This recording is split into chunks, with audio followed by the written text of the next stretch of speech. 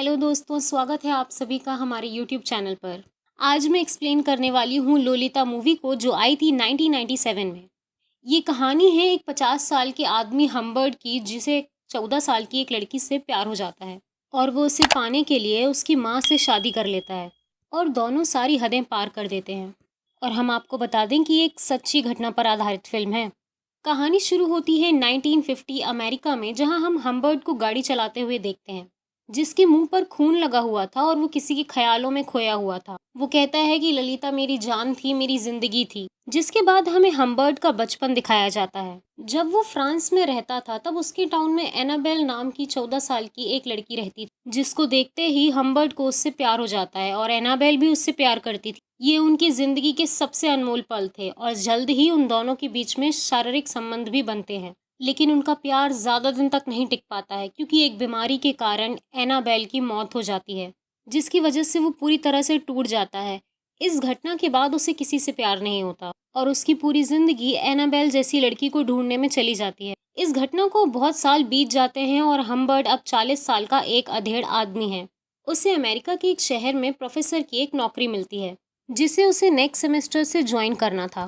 लेकिन वो समर की छुट्टियों में ही वहाँ के लिए निकल पड़ता है, क्योंकि वो एक नॉवल लिख रहा था जिसको उसे इस समर में ही पूरा करना था। अमेरिका में हम्बर्ट के अंकल के दोस्त उसे मिसेस हैज नाम के एक आदमी के घर रहने का इंतजाम करते हैं। जब वो घर देखने जाता है तो उसे ये घर पसंद नहीं आता है, क्योंकि वो घर काफी छोटा और गंदा था और मिसेस हैज भी उससे बेमतलब करीबी बढ़ाने की कोशिश कर रही थी। हम्बर्ट वहां से जा ही रहा होता है कि तभी उसकी नजर मिसेस हैज की बेटी लॉलिता पे पड़ती है और उसके कदम वहीं पर रुक जाते हैं और उसे एनाबेल की याद आती है। लोलिता भी लगभग एनाबेल की तरह ही खूबसूरत थी और उसकी उम्र भी उतनी ही थी जब हम्बर्ट को उससे प्यार हुआ था। उसकी सारी जिंदगी एनाबेल जैसी लड़की को खोजने में चली गई थी और आज उसके सामने एक ऐसी लड़की थी जो उसे एनाबेल की याद दिलाती थी। उसकी स्माइल को देखकर हम्बर्ट की हार्ट बीट रुक जाती है और भले ही उसे ये घर पसंद ना आया हो, तब भी वो $20 पर महीने के हिसाब से वहाँ रुकने के लिए तैयार हो जाता है और वहाँ पर एक छोटे से कमरे में रहकर अपनी बाकी की किताब पूरा करने में लग जाता है। उसे लॉलिता में एनाबेल नजर आती थी और वो छुप छुप कर उसे देखने लगता है। हालांकि लॉलिता की उम्र सिर्फ 14 साल थी, लेकिन वो अपनी उम्र से काफी ज्यादा समझदार थी। जब उसने पहली बार हम्बर्ट को देखा था, तब वो समझ गई थी कि हम्बर्ट उससे प्यार करता है।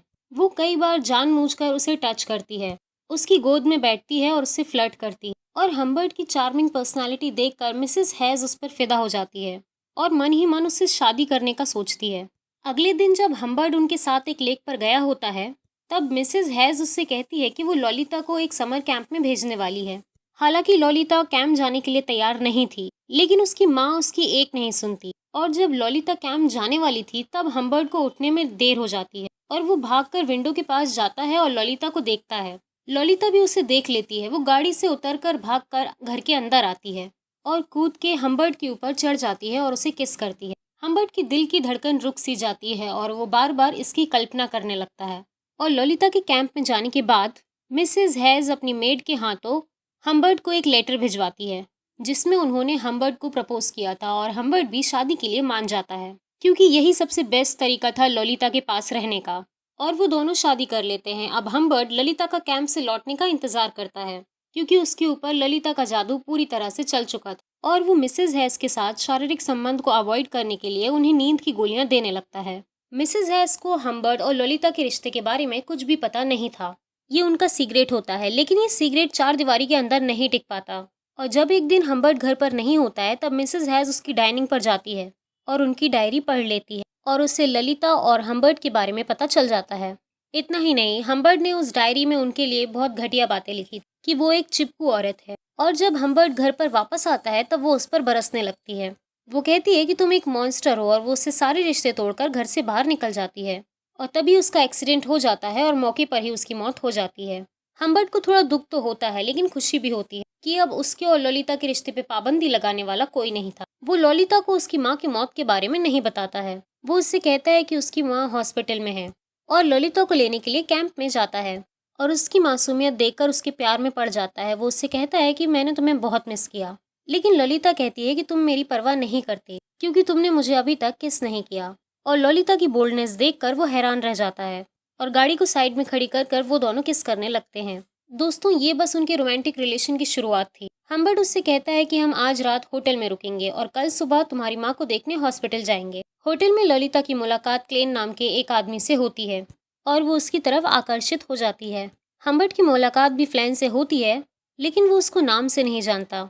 उससे लगता है कि वो कोई स्पाई है जो उसकी बीवी की मौत की तहकीकात करने के लिए आया है, और होटल में दोनों के बीच सेक्सुअल रिलेशनशिप शुरू हो जाता है और इस पल को दोनों जी भर के एंजॉय करते हैं। और अगले दिन ललिता हम्बर्ट से हॉस्पिटल का नंबर मांगती है क्योंकि उससे अपनी माँ से बात करनी थी, और अब हम्बर्ट ललिता को सच बता देता है और कहता है कि तुम्हारी माँ अब इस दुनिया में नहीं रही, उनकी एक एक्सीडेंट में मौत हो चुकी है। ललिता के लिए ये बात बहुत ही ज्यादा शॉकिंग थी और होटल से लौटने के बाद वो पूरे दिन रोने लगती है।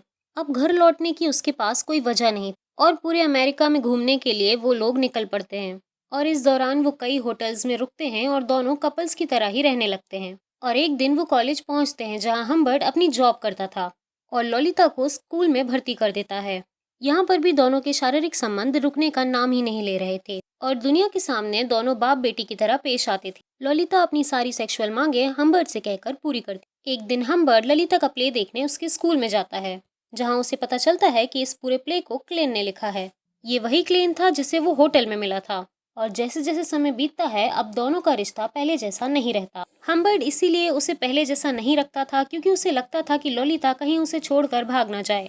और एक दिन उसे ललिता के पास कुछ पैसे मिलते हैं और उसे लगता है कि ललिता ये पैसे इसलिए जमा कर रही है ताकि एक दिन वो उसे छोड़कर भाग सके। एक दिन वो रेस्टोरेंट में ललिता को किसी से बात करते हुए देख लेता है और ललिता उसे देखकर फोन कट कर देती है और अजीब बिहेव करने लगती है।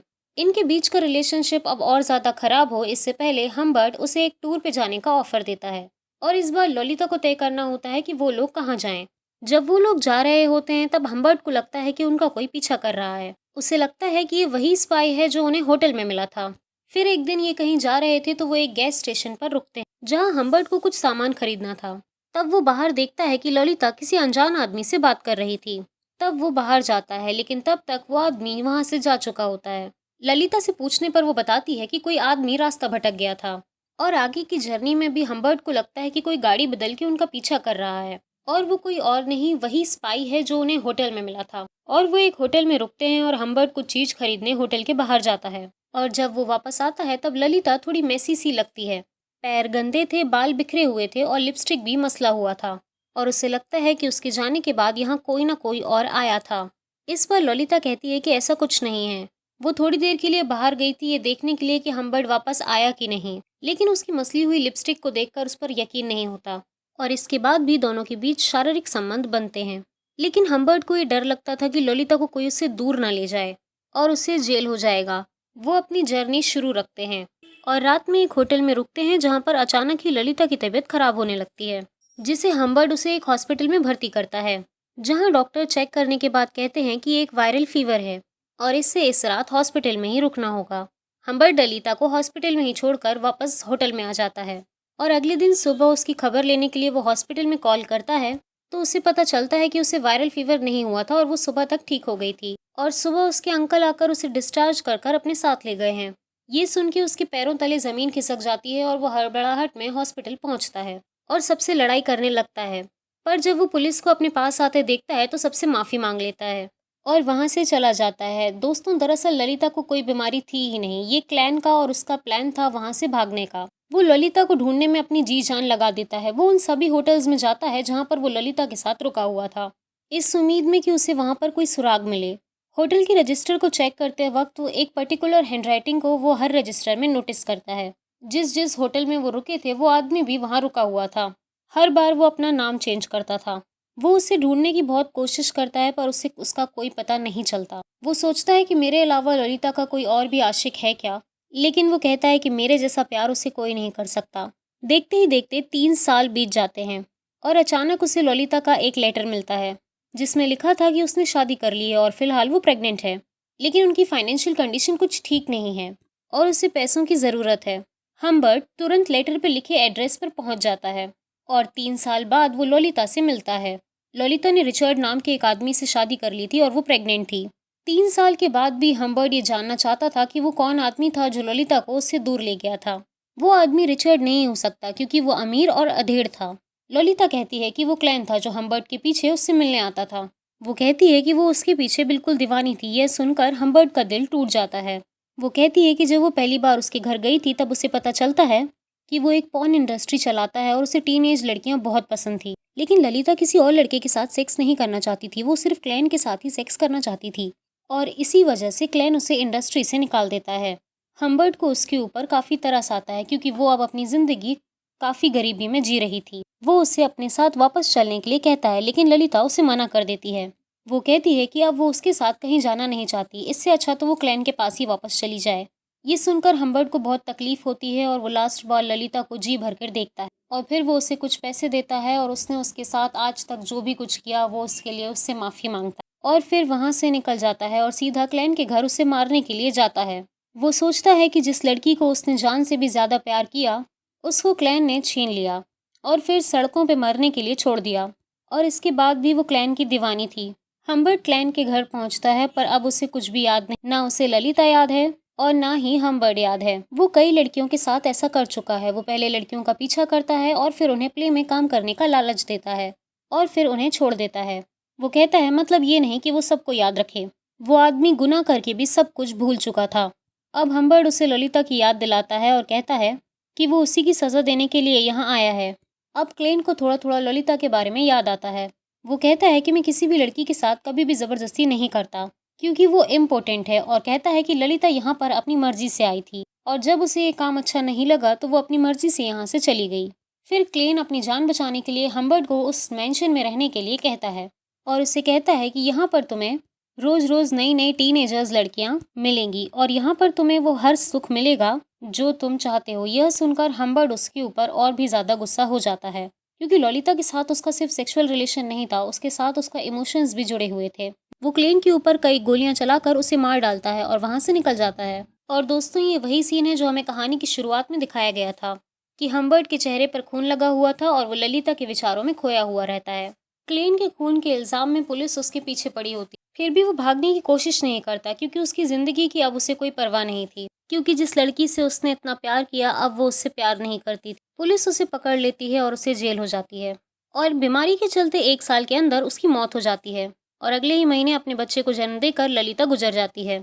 और दोस्तों कहानी इसके साथ ही ख़त्म हो जाती है। तो दोस्तों कैसे लगी आपको मूवी की एक्सप्लेनेशन हमें कमेंट करके ज़रूर बताना और अगर आपको ये वीडियो अच्छी लगी हो तो इसे लाइक ज़रूर कर दीजिएगा और हमारे चैनल को सब्सक्राइब करना ना भूलें। तो चलिए दोस्तों फिर मिलते हैं एक और न्यू मूवी के एक्सप्लेनेशन के साथ। तब तक के लिए थैंक यू और आप अपना बहुत ख्याल रखिएगा।